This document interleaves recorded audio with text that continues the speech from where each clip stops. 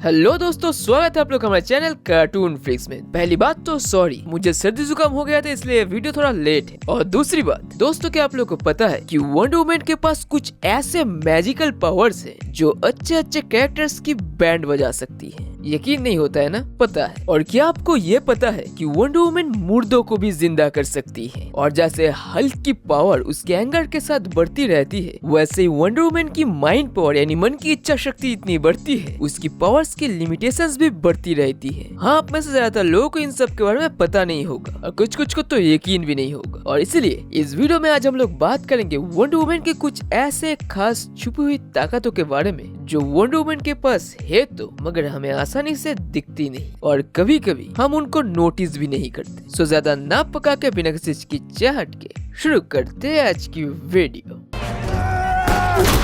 Diana! Shield! Go!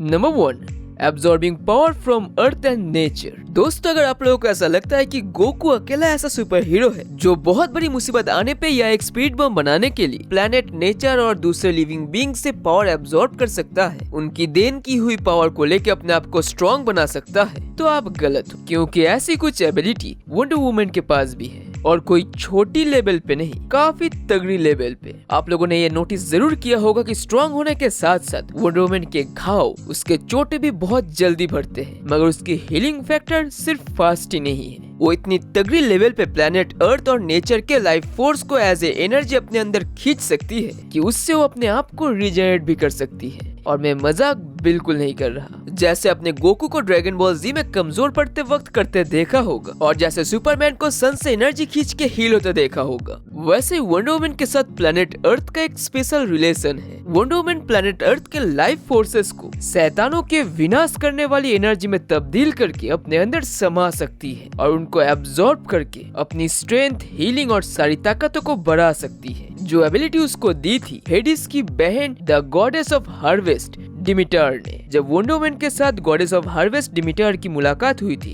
तब डिमिटर के आशीर्वाद से उसे एबिलिटी मिली थी, जिसके बाद प्लेनेट अर्थ के साथ वंडर वुमन की एक कनेक्शन बन गई थी और जरूरत पड़ने पे प्लेनेट अर्थ के सारे लाइफ फोर्सेस को as a some kind of battery की तरह यूज करके वो अपने आप को चार्ज कर सकती है। मतलब सिंपली वो अर्थ के लाइफ फोर्स से ताकत खींच सकती है, मगर सिर्फ बहुत जरूरत पड़ने पे ही। Number 2, talk to animals. हालांकि आपने वंडर वुमन के एनिमेटेड फिल्म या मूवी में ऐसा कुछ नहीं देखा होगा, मगर वंडर वुमन 6500 से भी ज्यादा लैंग्वेज जानती है। इतना कि वो केवमैन यानी आदि मानव और मार्स प्लेनेट के लोगों से भी बात कर सकती है। और अगर नहीं पता हो तो किसी भी नई भाषा को बहुत ही जल्दी सीख लेती है। मगर सबसे खास बात जो है वो है उनसे बात करना जो बेजुबान है। वंडर वुमन बेजुबान जानवरों और पक्षियों से भी बात कर सकती है। मूवीज में कितना दूर दिखाया जाएगा तो पता नहीं, मगर कॉमिक में वो सिर्फ दुनिया के सारे इंसानों की भाषा नहीं बल्कि सारे एनिमल्स की भी भाषा जानती है। जो पावर या फिर कह सकते हो एबिलिटी वंडर वुमन को गॉडेस ऑफ हंट आर्टेमिस के आशीर्वाद से मिली थी। और एनिमल्स से मतलब है हर एक जानवर, इतना कि डायनासोर्स भी। वो कई सारे डायनासोर्स से बात कर चुकी है और उनसे दोस्ती भी कर चुकी है। इतना कि वंडर वुमन कॉमिक के वॉल्यूम 1 की इशू 90 में उसने एक बेबी डायनासोर की बेबी सिटिंग भी की थी, वो पुरानी कॉमिक्स। और वॉल्यूम 2 की इशू 184 में हमें दोबारा ऐसा कुछ दिखा था। और वॉल्यूम 3 की इशू 34 में तो उसने पोलर बियर्स की एक फ्रेंड ग्रुप भी बनाई थी। कह सकते हो एनिमल्स को समझ के उनके साथ बात करके दोस्ती करने में वंडर वुमन माहिर है। वैसे उसकी अदा में भगवान भी फिदा हो सकता है, जानवर क्या चीज है। Number 3, gills. पुराने जमाने के कॉमिक्स में एक बात अजीब क्या थी पता है? सुपर हीरोज के पावर्स का कोई मावैन ही नहीं था, क्योंकि शुरुआती दिन थे, नए कैरेक्टर्स थे और नए कैरेक्टर को क्या क्या ताकतें देनी है और क्या क्या नहीं, इन सब की कोई स्टेबल रूल नहीं था। कभी किसी सुपर हीरो का एक ताकत या वीकनेस दिखाते थे और फिर उसे गायब कर देते थे, जैसे वो ताकत या कमजोरी एग्जिस्ट ही नहीं करती थी। और ऐसी वंडर वुमन की एक ताकत है सांस लेना। अबे साले, मतलब पानी के अंदर सांस लेना, एक्वामैन की तरह। हाँ वैसे। एक्चुअली साल 1940 में निकली वंडर वुमन कॉमिक की वॉल्यूम 1 की इशू 15 में एक शैतान मरमैन से वंडर वुमन की टक्कर हुई थी, जो वंडर वुमन को डुबाना चाहता था। प्यार में? अबे पानी में।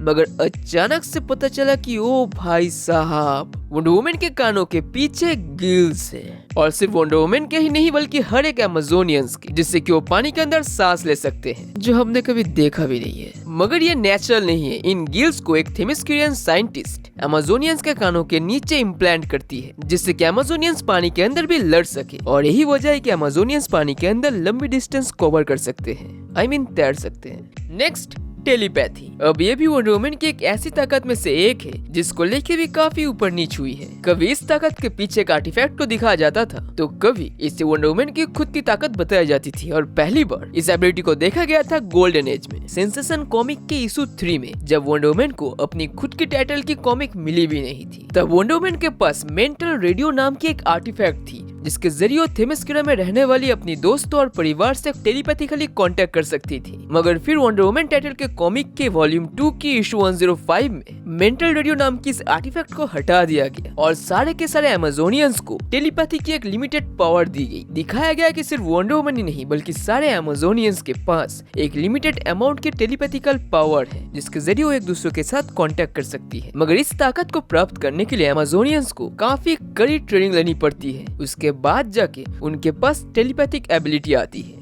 Number 5, magic. दोस्तों, वंडर वुमन की बात सुनते ही आपके दिमाग में फेमिनिज्म, खूबसूरती, एक leading female, strength, Demi God, Amazonian warrior, juice की बेटी, ये सारे बातें आते होंगे। मगर वंडर वुमन का नाम सुन के आपके दिमाग में कहीं भी मैजिक का ख्याल नहीं आता होगा, जो कॉन्स्टेंटाइन और डॉक्टर स्ट्रेंज इन सब का नाम सुन के आता है। मगर क्या आप लोगों को पता है कि रिसेंटली कुछ ऐसा रिवील हुआ है जिससे हमें पता चलता है कि वंडर वुमन के अंदर एक अलग तरीके की, एक खास तरीके की मैजिक का एक खदान छुपा हुआ है। एक्चुअली ये हुआ था wonder woman and justice league dark comic के विचिंग आवर के इवेंट में, जहां वंडर वुमन को मजबूरन जस्टिस लीग डार्क के मिस्टिकल कैरेक्टर्स कॉन्स्टेंटाइन, ज़ाटाना और कुछ और कैरेक्टर्स के साथ टीम अप करना पड़ा था एक नया और बहुत ही ताकतवर supernatural villain the upside down man को हराने के लिए, जो बैटल काफी भयानक हुई थी। और अपसाइड डाउन मैन ने इस बैटल में ये साबित कर दिया था कि उसके जैसे एक सुपरनैचुरल विलन को संभालना इस टीम की भी बस की बात नहीं, और इसलिए अपसाइड डाउन मैन को हराने के लिए वंडर वुमन को उतरना पड़ा था। अपसाइड डाउन मैन बहुत भारी पड़ चुका था, कोई उम्मीद नहीं बची थी, मगर तभी वंडर वुमन दंगल करने उतरी, और इस शोडाउन में अपसाइड डाउन मैन से लड़ते लड़ते अपसाइड डाउन मैन ने वंडर वुमन के अंदर एक सोई हुई महान मैजिकल पावर को सेंस किया, और क्यूरियोसिटी में उसने गलती से उन मैजिकल पावर्स को जगा दिया, और वंडर वुमन के अंदर से कुछ रॉ मैजिकल पावर्स निकली। जो महान रॉ मैजिकल पावर्स इतना ज्यादा पावरफुल और इंटेंस था कि पूछो ही मत, और वो इतनी ताकतवर बन गई थी कि वंडर वुमन का अपीयरेंस चेंज हो गया, और वो एक टेरिफाइंग सुप्रीम सॉर्सरी बन गई। वो बन गई like a white goddess. Diana की कही गई बातों के मुताबिक उसने कहीं भी इतना ज्यादा पावर अपने अंदर फील नहीं किया था। उसे लग रहा था जैसे मानो उसके नसों के अंदर से एक खास तरीके की बहुत ही पावरफुल लाइट एनर्जी दौड़ रही है। और द विचिंग आवर की कॉमिक अगर आप पढ़ेंगे तो आप इसके बारे में डिटेल में जान पाएंगे, जिसके बाद वंडर वुमन को हराना काफी मुश्किल था।